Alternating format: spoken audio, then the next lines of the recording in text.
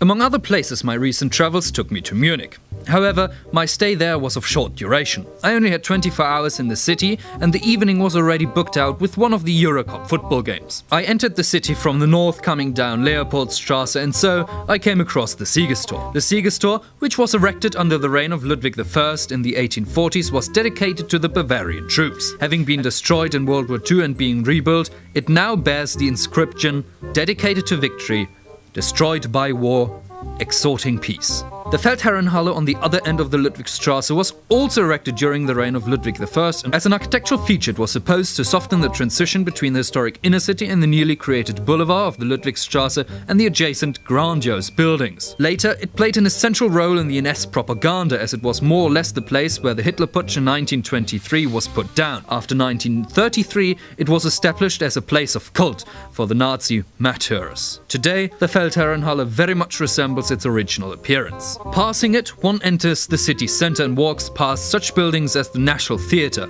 before one comes across the new City Hall. Built in the neo-Gothic style, it accommodates the mayor and the city council. It was built in the late 19th century when the old City Hall became too small for the growing administration of the growing city. Partly destroyed during the war, the building was rebuilt thereafter and finally reconstructed in the 90s to the historic blueprints and to what we see today. Having met up with friends, we then walked about the city a bit, before we decided to have lunch at the Augustiner Brauerschank, one of Munich's biggest beer halls.